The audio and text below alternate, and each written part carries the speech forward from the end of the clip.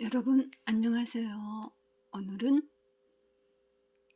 야곱이 엘로의 이스라엘로 신앙 고백을 하고 그의 인생길을 걸어가는 여정을 살펴보겠습니다. 야곱이 가나안을 향해 계속 길을 가다가 하나님의 천사들, 즉 두 무리의 하나님의 군대들을 만나게 되지요. 그 장소를 야곱은 마하나임이라고 부릅니다. 이 천사들은 20년 전 야곱이 도피 여행 당시에도 그가 돌베개 자던 꿈에서도 만났으며 이제 다시 가나안으로 돌아가는 길에서도 보게 된 거지요. 첫 번째 질문이요. 천사들의 군대가 왜 나타났을까요? 네, 그들이 하나님의 명을 받아 나타난 중요한 이유는 지금까지 당한 어려움보다도 더 큰 위험이 야곱 앞에 도사리고 있기 때문이죠. 바로 그의 형 에서가 복수의 칼을 갈면서 야곱의 생명을 노리고 있기 때문이죠. 하나님의 군대는 야곱을 이런 에서의 손으로부터 보호하기 위하여 출현한 것이죠. 중요 사건 때마다 천사가 출현하는 것은 성경 곳곳에서 말씀을 통해 알 수 있지요. 즉, 그 두 무리의 군대는 전후 좌우로 지키는 게지요. 그러나 야곱은 이 사실을 잘 깨닫지 못하는 것 같아요. 야곱은 에서와 하친의 목적으로 보낸 심부름꾼의 충격적인 보고에 두려움을 느끼고 두려움을 느끼죠. 즉 에서가 400인을 거느리고 나온다는 소식에 곧바로 인간적인 계략을 짜내죠. 만약의 사태를 대비해 식솔들을 분산시키고 거듭되는 선물 공세로 형 에서의 노여움을 누그러뜨리려고 노력을 하지요. 고대 족장 시대에 400명의 군사력이란 대단한 것이죠. 강력한 전투력을 이끌고 위풍당당하게 칼과 활을 의지하고 살아온 남자답게 나오고 있기 때문이죠. 이 행동은 분명 화해보다는 복수와 위협을 연상시키기에 충분하죠. 구속사의 3대 족장의 목숨을 노리는 일은 너무나 당연한 영적인 전쟁이지요. 야곱이 인간적인 기질을 동원하는 것을 살펴보면 아직까지도 그는 하나님을 전적으로 신뢰하고 의지하는 믿음이 부족한 게지요.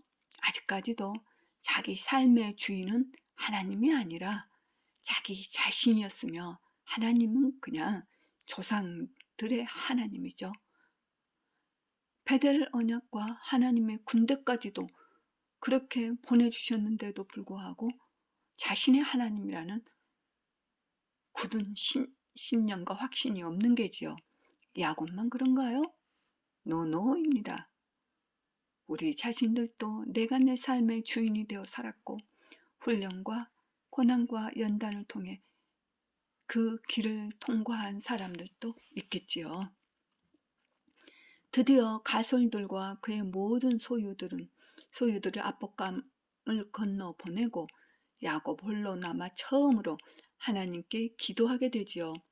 두렵고 답답한 심정으로 자신의 처지를 간절히 하나님께 탄원하기에 이른 것이죠. 창세기 32장 10절 말씀에서 두려움에 빠진 야곱은 처음으로 여호와 하나님을 주로 부르며 자신을 종이라고 칭하죠.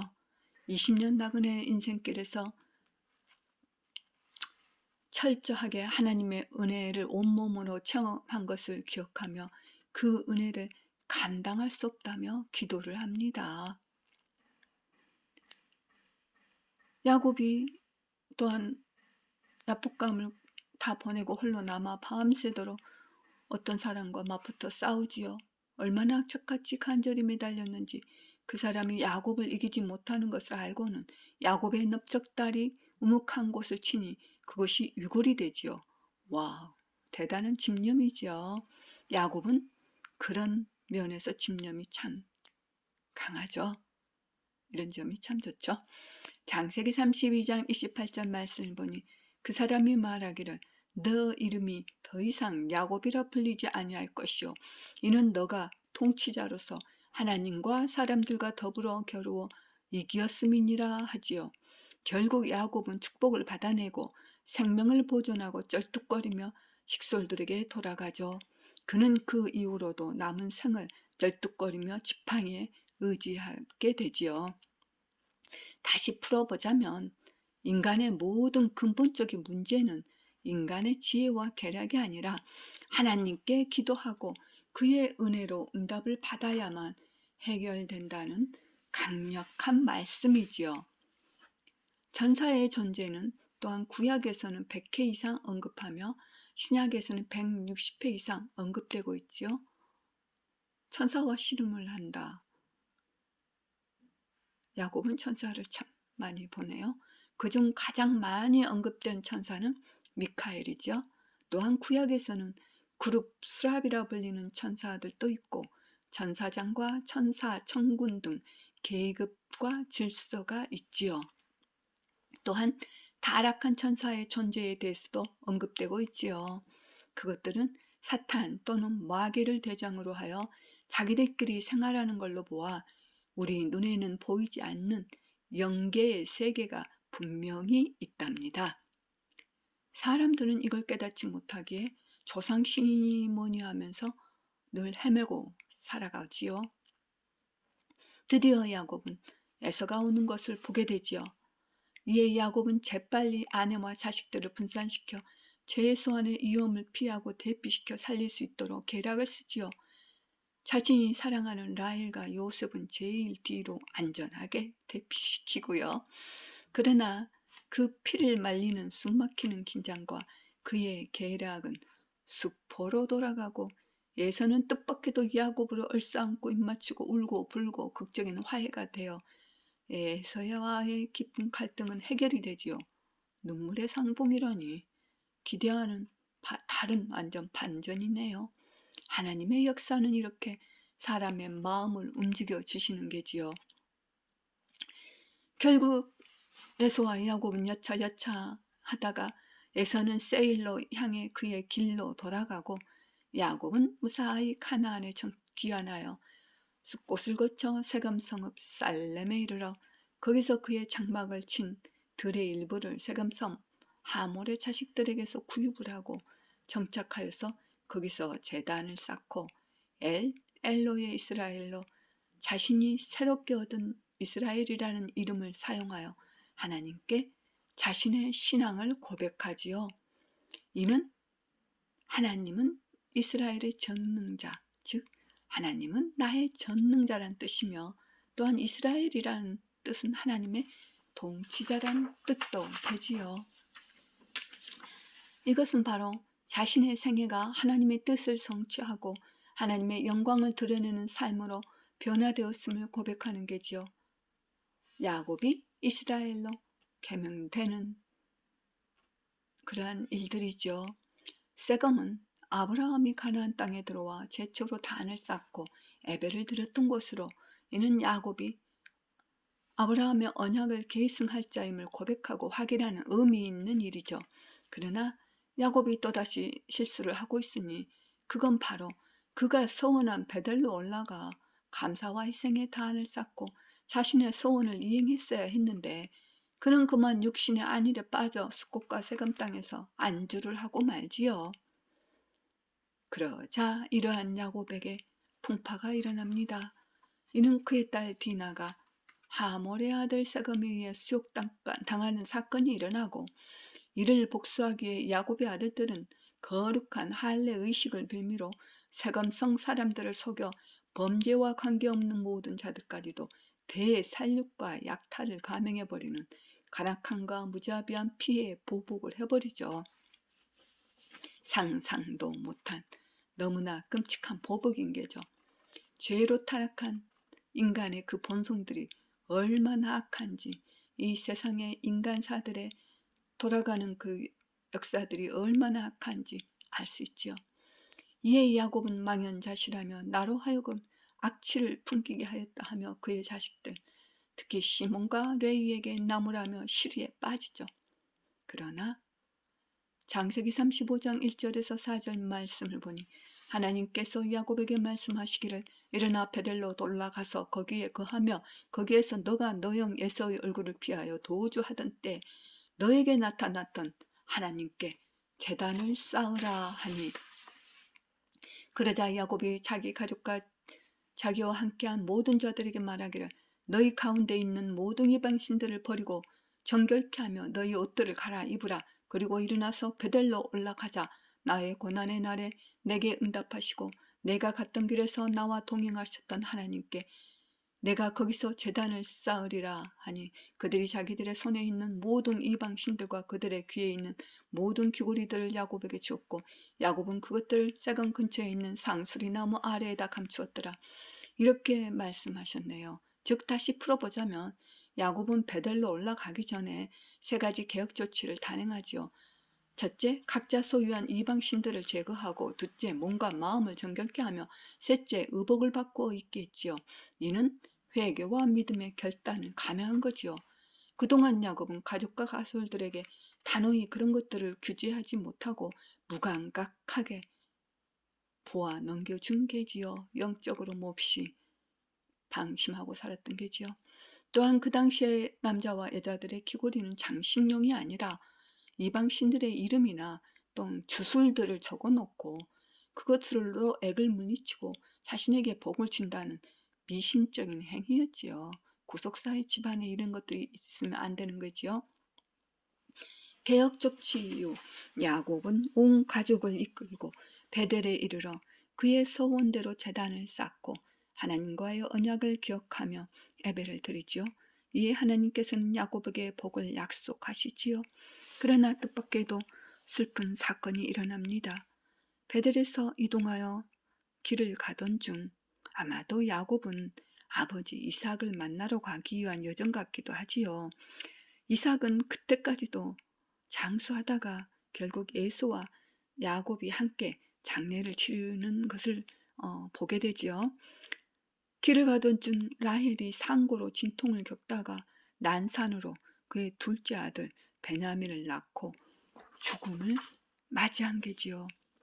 이로써 야곱의 12 공동체를 형성하는 기반을 완료하지요. 분명 복을 약속받았는데 사랑하는 라헬이 죽다니 이게 웬일인가요? 그러나 라헬은 하란에서 출발할 당시 아버지의 가신 우상을 몰래 훔쳐서 숨겼던 장본인이었고, 이를 모르는 야곱은 창세기 31장 32절에서 외삼촌의 신들을 누게서 찾든지 그는 살지 못할 것이오 라고 했던 것을 기억한다면 정말 가슴 아픈 일이죠. 믿는 자의 말은 참 너무 그렇죠?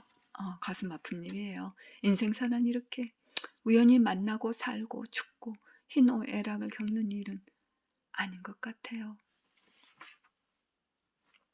야곱은 아버지 이삭이 살았던 가나안 땅에 정착하고 살았지요. 그런데 야곱이 자식을 편애함으로 가정에 큰 사건이 발생하지요. 창세기 37장 3절에서 4절 말씀을 보니 그때 이스라엘이 요셉을 그의 모든 자녀들보다도 더 사랑하였으니 이는 그가 늙어서 얻은 아들임이라. 그가 요셉에게 채석옷을 지어 입혔더라. 그의 형들은 그들의 아버지가 모든 형제들보다 그를 더 사랑함을 보고 그를 미워하여 그에게는 말도 온순하게 하지 않았더라 라고 기록하셨지요. 거기에다가 또 요셉은 형들의 잘못을 아버지 야곱에게 고자질까지 했으니까요. 두 번째 질문이요. 아니 왜 야곱은 요셉에게만 채석옷을 지어 입혀서 형제들의 미움을 받게 됐나요? 네, 알아볼까요? 오늘날에는 과거 시대처럼 신분사회가 아니죠. 그래서 외관상으로 그 사람의 신분이나 지위를 도저히 알 길이 없지요. 그러나 신분을 중요시하는 고대에는 그 의복에서 그 사람의 신분이 표가 나는 거죠. 우리나라도 과거에는 양반만이 갓을 쓰고 비단 옷을 입을 수 있었고, 또한 궁궐에서는 화려한 수의 무늬가 그 사람의 지위를 나타내지요. 바로 요셉도 그가 입었던 채속옷은 특별한 사람들이 입는 옷이었어요. 즉 가족 내에서는 딱 두 사람만이 이 옷을 입었는데 그 집안의 제일 윗사람과 그 후계자만이 그 옷을 입을 수 있었는데 보통은 그 집의 장자만이 입을 수 있지요. 그런데 11번째 아들인 요셉이 그것도 어린 소년이 입었으니 당연히 형들의 미움을 사게 된 거지요. 이렇듯 성경의 내용은 그 당시의 풍습을 반영하므로 그 시대의 풍습을 알면 이해가 쉽답니다. 그런데 요셉이 더 미움을 받는 일이 있지요. 창세기 37장 5절 말씀을 보니 요셉이 꿈을 꾸고 그가 그것을 자기 형들에게 이야기했더니 그들이 그를 더욱 미워하였더라. 또한 37장 11절에서 그의 형들은 그를 시기하나 그의 아비는 그 말에 주목하더라.